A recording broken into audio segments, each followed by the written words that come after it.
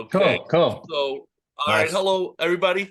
I'm a fan of political thrillers with a high degree of brewing intensity, such as yours. Death of a Whistleblower.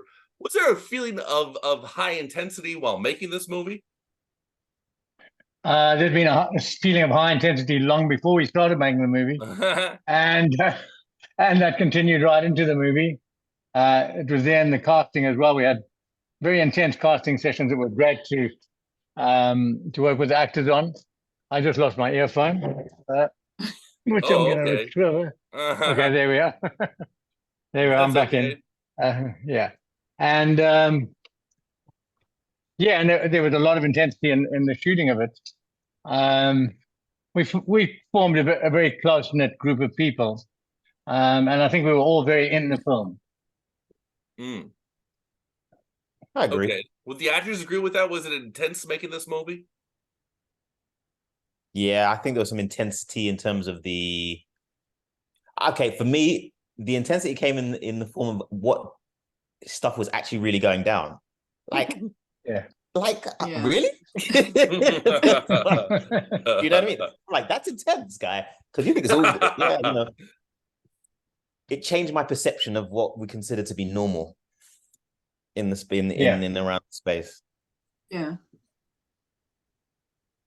All right. I mean, I had some intense scenes with I don't know what the character was, the guy that owned the company. What was his name? Oh God. Martin Bezuidenhout. Help me. Bezuidenhout. Martin Bezuidenhout. Here we go. Exactly. I had some intense scenes with him, and he was quite an intense actor to work with also. So that was talk about intense. Yeah. How was he? I never really worked with him. I think I saw him once around the boardroom table. Yeah, he shouted you at the boardroom table. Yes. Anthony, he broke a chair once, huh? Yeah. Okay, got him. I see his face as well. Yes. Yeah. All right. So here's a hypothetical question. Let's say Death of a Whistleblower gets its own little mini film festival, and all of you guys get to pick one movie to play at this film festival along with Death of a Whistleblower. What are you picking? Interesting. What, Anthony? The Lives of Others. Okay. Wow. I know.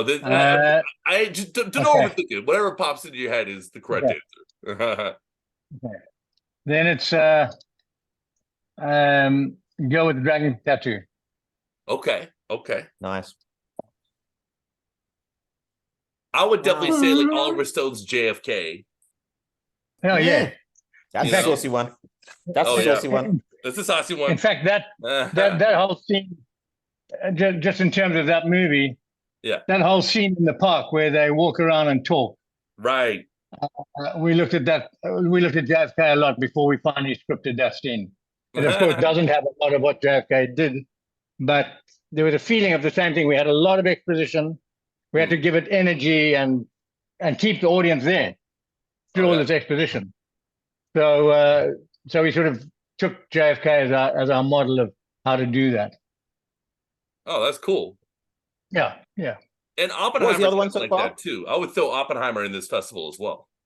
Yeah. Oh yeah, definitely. I would chuck Oppenheimer into this festival as well. Definitely. I missed one. What was the other one? There's a film called The International. I don't know if that anybody knows. Which one? Sorry. Yeah, The International. I think Clive Owen. The International. Oh yeah, definitely the Clive Owen. Yeah. Which one? That's a good movie. I think it's got that kind of thriller-esque espionage, political edge to it. Yeah. And actually, another one I'd throw in there is The Conversation. Oh yeah. Francis Ford Coppola. That'd be cool. The Conversation. Oh yeah. The sound guy who gets hooked into. Yes. Fantastic movie. About that movie. And the way it hooks you in from the side is fantastic. Yeah. Absolutely. So, who's going to Toronto here? Are you guys going to Toronto? We all are. You're all going to Toronto? Except Irshaad. Except for Irshaad, the only one who isn't. Oh, he's the working actor. So are you Yeah, guys excited to be in TO? Wow, Ian, that was emotional right now. I'm No, okay. we're very, yeah, okay. No, we're very sad that Irshaad's not going to be there. It'd be Fair. great to all be together, but Oh, we're dialing him in. Okay, good. And we'll organize another festival after that. Yeah. Nice. Yeah. Have you guys been to Toronto before? I have to go to another festival. Actually, I was there in June or July. Oh, okay. I had another film called Runs in the Family, which is a very different film, written by my son, who also acts in it, and it played in the Queer Festival in June, I think. Yeah. So. Oh, right. Yeah, that one. Yeah. Yeah, and Kathleen was in that as well. Oh, cool. Yeah. That's actually That's our why, first. that's why Ian trusted me to be on this one. Yeah, exactly. Oh, I see. Yeah. Keep it on the down. I hope that's it. So I'm feeling these days that South Africa has got a lot to offer cinematically. There's a lot of different kinds of movies coming out from the country. Do you For feel like sure. this is an exciting period for the country's film industry? I definitely do. You know, I think there's Tandiwe was with us earlier, and she was just saying how many South African stories can now be told. They've all been kind of brewing away. We have such a rich and diverse melting pot of information and stories and things that have happened, and we now have great actors, and we can tell the stories, and we're free to tell the stories.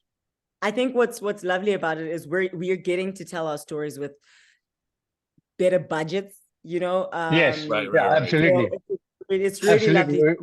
lovely. I mean, we pray for more, you know, but I think we're starting off really well, and I think what we're creating is absolutely incredible, and we get to tell our own stories as well. So we're happy about That's great. Sure. Yeah. Oh yeah. No, it's good stuff. And it's cool to see different types of movies, not just one kind of thing, Yeah, you know? absolutely. Yeah. Yeah. So that's a good thing. So how do you explain the acting in this movie? Would you say it's like maximalist, realistic, somewhere in between? How do you explain the acting? The acting or the action? The acting. The acting. Okay. Yes. I would say it's realist. It's drawn from the inside and drawn from the emotions and the relationship of the characters. It's also drawn from their relationship with their own past. They each have a very very clearly defined past. Some more than others. There's one character in particular whose entire character is drawn from his past, although nobody knows it until right at the end. And that's one of the mysteries of the story, is why is this guy the way he is, and what's he doing, and why is he doing it? And when you discover, it's a big discovery in the film. Mm-hmm. And what about the action? Is there a fair amount of action in this movie? Yeah, there's a fair amount of action. I see Anthony zipping up his lip because he's afraid of afraid of that spoiler again. Oh yeah, he wants to say At least something. I know who I am, people. I know who I am. Spoiler man. So with the action, I think the action is pretty realistic as well. It's not overstated, and in fact, one of the things I wanted to be sure of was that we didn't put Noxie in particular, who's the lead character and the hero. I wanted her to be in dangerous situations without making it seem unbelievable that she managed to survive. There's not really a spoiler to say she survived. Okay. I suppose. Fair. Yeah. So, how to the actors? What do you think of method acting? You ever try that out, or is it just what is it? Was it crazy? Really? Okay, I'll go. Yeah, good. I was wondering who would do this one. I'll go. Because, like, when you say the term method acting, I kind of think all acting is method, because you have to bring it from somewhere that you exist, that has memory, that has familiarity. And if you do anything, I suppose if it's not real, it's not genuine, you can see it straight away. There's no escape. Yeah.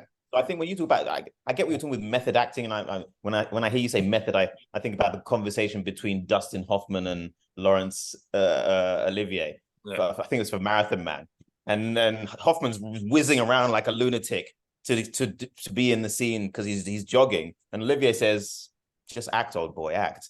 So it's just like that's the conversation with method, isn't it? Because like there's method and then there's method. So that's just my opinion on method acting. It's all method because you have to draw from somewhere real as a performer. You have to. It's like,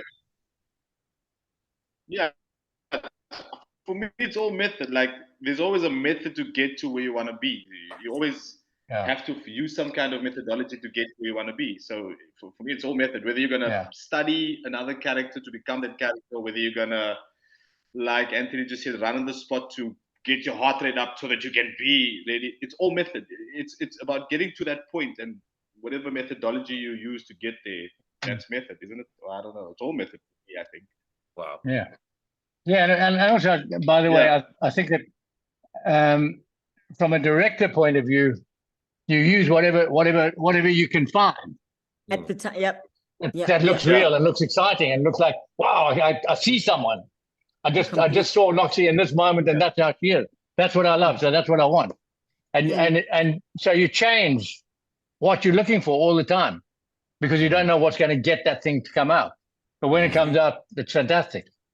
That's very true. I don't think you can stick with one method. Or I don't. Yes. I'll sort of go anywhere. Yeah. What Ian said. That's definitely a bit of a prostitute. No. Okay. My goodness. No, that's a really mind expanding way to look at it for sure. Yeah. Lots of sleeping around. Yeah. Like it's all method. You know. Wow. Yeah, it's all method. I like that a lot.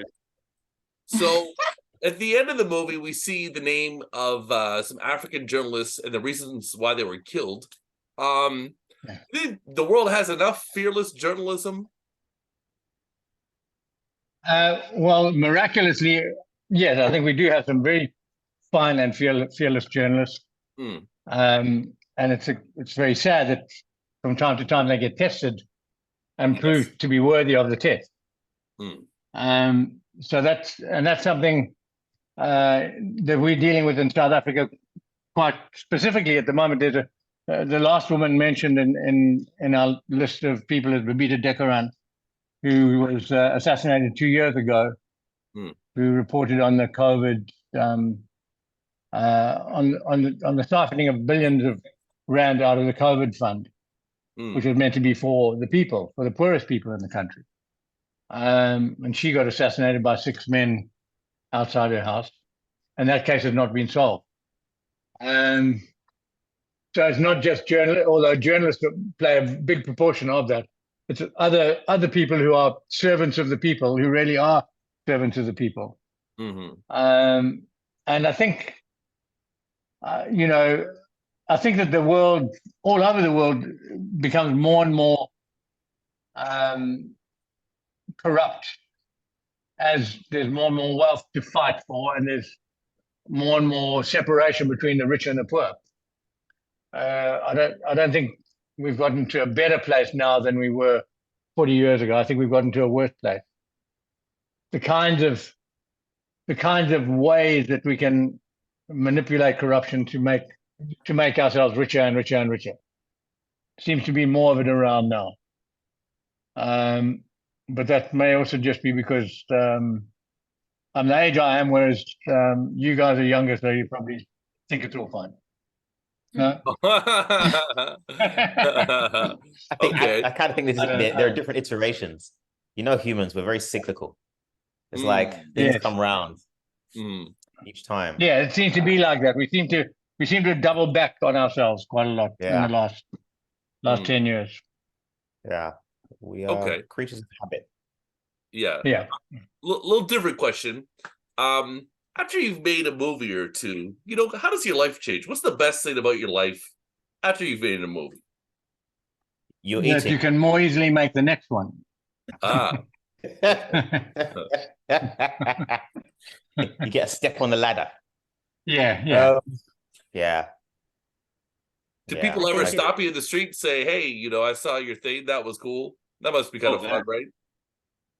Yeah, every now and then. Well, there's certain films, we made a film called Four Corners, which became quite famous in the Cape Flats, which is an area outside Cape Town, which is very, very heavily gang influenced. Irshaad was our hero, one of our heroes in that film. And Irshaad used to get mobbed in the Cape Flats at that time. I don't know if he still is. Oh, you still do? Yeah, yeah. And it was extraordinary because a lot of people sort of absorbed the story of the film and would sort of regurgitate it as if it was a real life event. Right. Would you agree, Irshaad? The people saw people still think you I'm in a certain way. People still think I'm a real gangster, and like and it's crazy. People still stop me. I was so surprised with that film that people would like my character because I always thought I was the bad guy. People wouldn't like, but people loved the bad guy. Yeah, they did it. Yeah, yeah. And I wish I could play another bad guy, man. Yeah. But I mean, it's. I'm just really happy that African stories are coming to the fore. I think we've said this a million times. I've got to say it again, and we have brave filmmakers and actors who are willing to take this on. And I think I'm just proudly sitting here going, yes, let's do some more. I'm so proud to be a South African, and we got to make more of this. I think the rest of the world also wants to see our story. Yeah, I don't know how you guys feel, but that's how I feel. Yeah, we've got a very unique set of circumstances and unique characters that have come out of it. Yeah. Yeah. That's good stuff. All right, well, guys, thanks a lot for your time. I really enjoyed your movie, Death of a Whistleblower. What do you have played after TIFF? More movies. More movies, exactly. Yeah. There's a movie we're doing next year called Granny Lee, which is a kind of disco resistance movie set in the time of AIDS and apartheid. Okay. Are we in it again? Are we? Disco resistance. And we're all in it. But nobody's told Ian. Nobody's told Ian that we're all in it. All